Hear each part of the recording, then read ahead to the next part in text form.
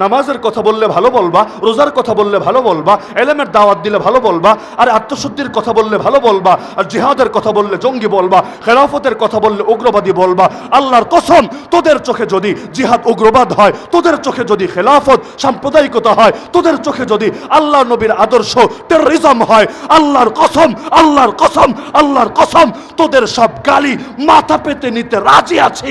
যেই গালি মনে চায় সেই গালি দে, কিন্তু আমরা কোনো কিছুর বিনিময়ে নবীর কোন আদর্শ ছাড়তে রাজি না।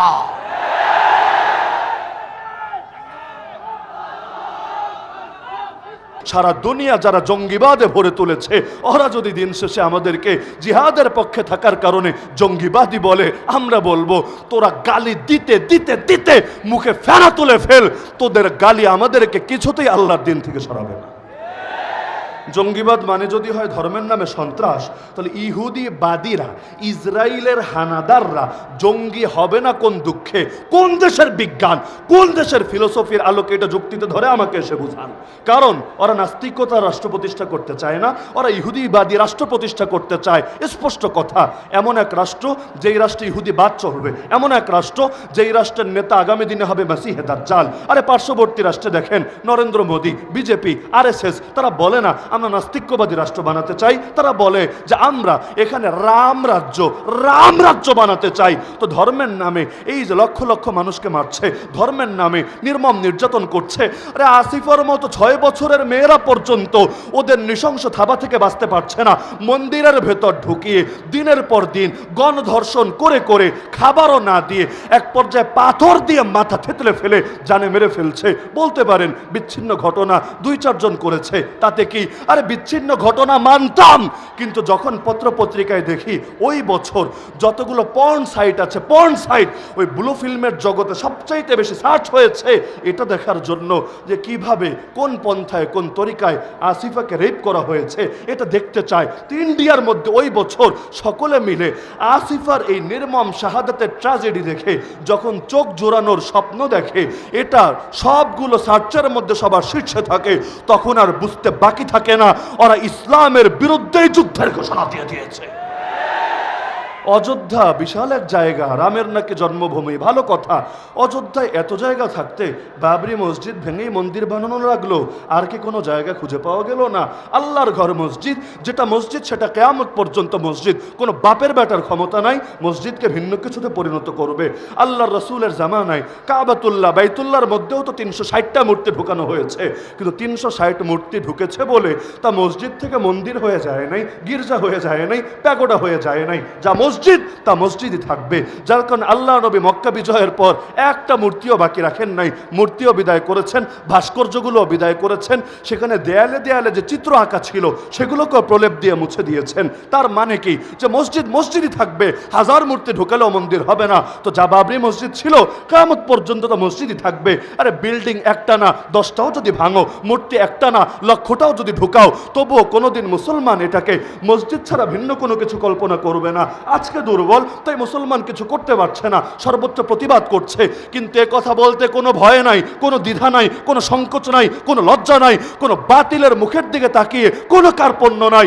ইনশাআল্লাহ যেদিন মুসলমান ক্ষমতা পাবে, যেদিন মুসলমান শক্তিশালী হবে, তারা আবারও বাবরি মসজিদকে আবাদ করবেই করবে ইনশাআল্লাহ। তাহলে এই যে আল্লাহর ঘর ভেঙে মন্দির বানালো, ধর্মের নামে ধর্মের চেতনা লাগিয়ে তো করলো, ওদেরকে জঙ্গিবাদী কেন বলা হবে না আমাকে বলেন? এমনকি আমি আজকে লক্ষ জনতার সামনে বার্তা দিতে চাই, আগামী বাংলাদেশেও জঙ্গি শব্দের যাচ্ছে তাই ব্যবহারের সুযোগ নাই। যদি জঙ্গি শব্দ ব্যবহার করতেই চাও, সব সাংবাদিক, সব সাংঘাতিককেও বলছি, সাংবাদিকরা টানছে কেন এখানে? কারণ গ্রেফতার করতে দেরি, ওদের পত্রিকায় গালি মারতে দেরি না। আচ্ছা, কে জঙ্গি কে সন্ত্রাসী এটা বিচার করার দায়িত্ব যদি সাংবাদিকের হয়, আদালতের কাজকে আমাকে বোঝান। এই যে আলেম একজন গ্রেফতার করে বুকের মধ্যে একটা লাগিয়ে দিবে জঙ্গি, সামনে কয়টা কিতাব রাখবে, কি কিতাব? এর মধ্যে ফাজাইলে আমলও দেখবেন, এর মধ্যে আল্লাহ রসুলের জীবনীও দেখবেন, এর মধ্যে এসো আরবি শিখিও দেখবেন, রেখে লিখবে জিহাদি বই, জঙ্গি বই। বাহ!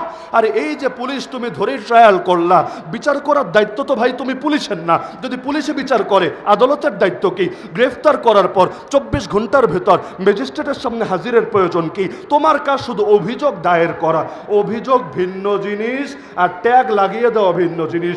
এই এক জঙ্গি ট্যাগের কারণে কত আলেমের কত ক্ষতি হয়েছে, এক জঙ্গি ট্যাগের কারণে কত ছাত্রের শিক্ষা জীবনটাই বরবাদ হয়ে গেছে, এক জঙ্গি ট্যাগের কারণে এই বাংলার বুকে হাজার হাজার সাধারণ যুবক জনতার গোটা জীবনটাই তছনছ হয়ে গিয়েছে।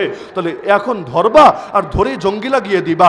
আর এটা যদি আদালত অবমাননা না হয়, আদালত অবমাননা কাকে বলে? আমরা তো ধরেই কাউরে চোর বলতে পারি না, ডাকাত বলতে পারি না, সর্বোচ্চ অভিযুক্ত বলতে পারি, অপরাধী বলতে পারি না। কে অপরাধী আর কে অপরাধী না বিচার করার দায়িত্ব হলো আদালতের, বিচার করার দায়িত্ব হলো বিচারকের। অন্য কেউ যদি বিচারক সাজে, সে আদালত অবমাননার দায়ে দায়ী হবে। তাহলে এই যে আলেম ওলামারে জেল খাটানো হলো, এখন আদালত অনেককে বেকসুর খালাস দিয়ে দিচ্ছে। মামলার যখন আবেদন করছে চার্জ গঠনের জন্য, ওই সময় ডিসচার্জ তাদেরকে করে দিচ্ছে। তার মানে আদালত বলছে নিরপরাধ। তো তোমরা যে 100 পত্রিকায় রিপোর্ট করলা, তোমরা যে 200 সাংবাদিক মিলে টেলিভিশনে তার ইজ্জত খেলা, এটার কি হবে? আরে ভাই, এমন কাজ করার কি দরকার যেটার জন্য দুদিন পর লজ্জিত হতে হবে? দুদিন আগে মামুনুল হক নিয়ে ট্রায়াল ট্রায়াল ট্রায়াল, কত গালি, কত কথা, এমনকি নামটা পর্যন্ত শ্রদ্ধার সাথে পত্রিকায় নিত না। আজকে যখন মাইক একটা হাতে নিয়ে, ক্যামেরাগুলো পিছনে নিয়ে ঘন্টার পর ঘন্টা একটা বাক্য শোনার জন্য দাঁড়িয়ে থাকো, তখন লজ্জা লাগে না? তখন বিবেকে বাঁধে না?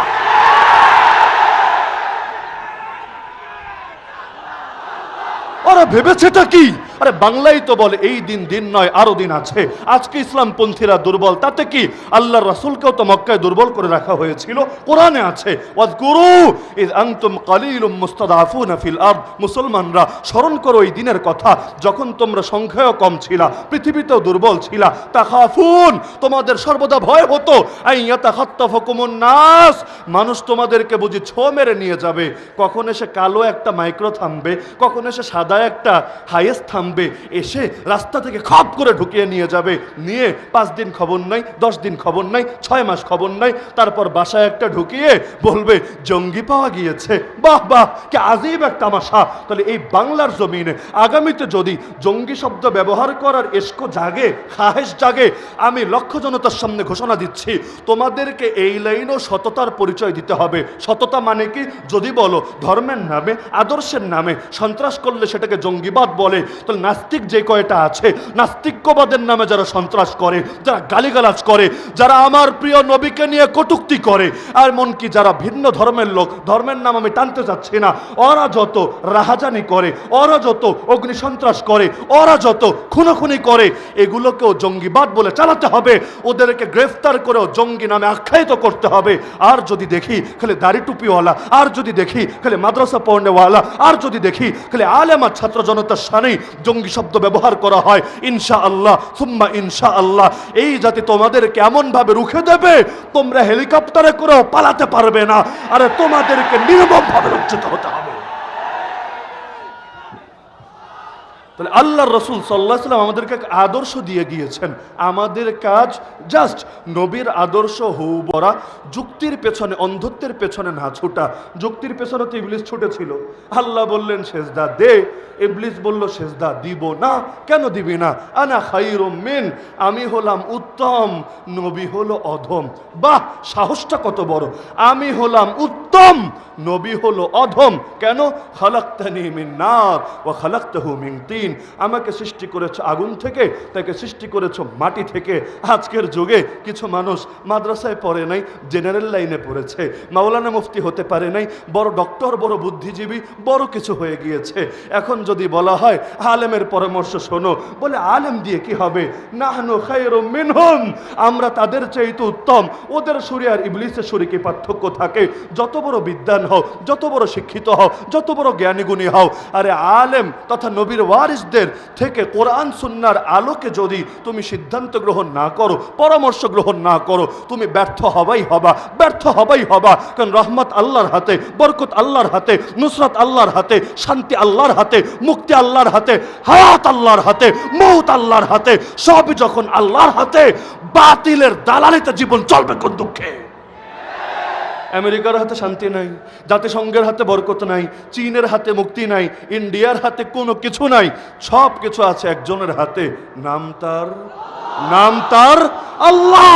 আর সেই আল্লাহকে নারাজ করে কেউ কখনো ভালো থাকতে পারে না, আর সেই আল্লাহকে রাজি করে কেউ কখনো খারাপ থাকে না। হ্যাঁ, বলবেন আল্লাহকে নারাজ করে কতজন ভালো থাকে, কতজন কত সুখে শান্তিতে থাকে? হ্যাঁ থাকে। আল্লাহ যখন সাময়িক ঢিল দিয়ে থাকে, যখন আল্লাহ ধরে, ইঁদুরের গর্তে গিয়েও পালানোর জায়গা খুঁজে পায়। দেখেন না, দেশের বর্ডার ক্রস করে আরেক দেশের মধ্যে ঢুকে কলাপাতায় আরামে শুয়ে থেকেও নিস্তার হয় না, পাবলিক সেখান থেকে এনে পর্যন্ত এমন মারা মারে, জনমের তরে জিনিসপাতি নাকি পর্যন্ত ফাটিয়ে ছাড়ে। তাহলে এটা আবার কেমন ভালো থাকা, এটা আবার কেমন ইজ্জত থাকা? আমরা জেলে থেকেছি, কষ্ট করেছি, কত সত্য। কেউ 3 বছর থেকেছেন, কেউ 10 বছর থেকেছেন, কেউ লাশ হয়ে বের হয়েছেন, কেউ নিজের হাঁটুকটা এমনভাবে অবস্থা হয়েছে আর কখনো হয়তো ঠিকভাবে হাঁটতেও পারবেন না, কারো কোমর এমনভাবে শেষ হয়েছে আর হয়তো কোনোদিন সুস্থ হবেন না। কিন্তু আল্লাহ যে ইজ্জত তাদেরকে দিয়েছেন, যে সম্মান তাদেরকে দিয়েছেন, ক্ষমতায় নাই তাও তাদেরকে দেখার জন্য মানুষ মুখিয়ে থাকে। আরে তোমরা শাহবাগে বিরিয়ানি বিতরণ করো, কয়জন লোক পাও? আজকের ধোপখোলা মাঠের চিত্র দেখো, তাওহীদি জনতা এই রোদের মধ্যে, গরমের মধ্যে বসার জায়গা পাচ্ছে না, তারপরও মানুষকে জায়গা দেওয়া যাচ্ছে না। কি বুঝলা? এই দেশ ইসলামের, এই দেশ কোরআনের, এই মাটির পরতে পরতে ইসলাম মিশে আছে। জুলুম করে, হামলা করে, মামলা দিয়ে তোমরা এই জমিন থেকে কখনোই ইসলামকে নিশ্চিহ্ন করতে পারবে না।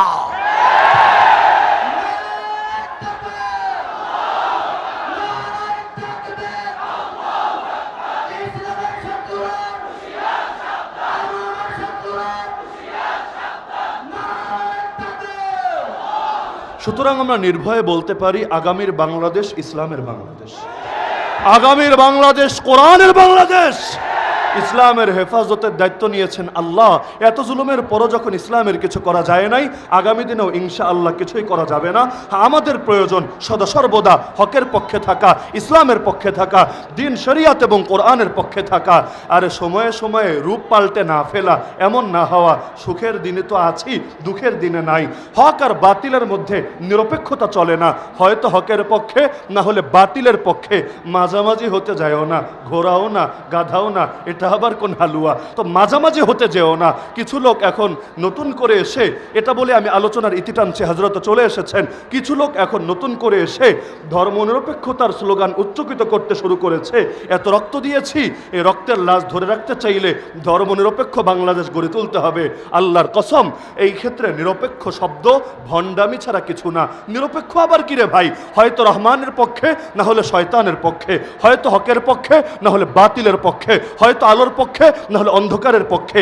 যারা বলে আমরা নিরপেক্ষ, তারা মূলত মুনাফিকদের মতো, যারা যারা ভেতরে ভেতরে শয়তানের পক্ষই লালন করে, তবে বলার সাহস রাখে না। সুতরাং নিরপেক্ষতার কোনো সুযোগ নাই। সুদিন এসেছে বলে সুর পাল্টানোর কোনো অবকাশ নাই।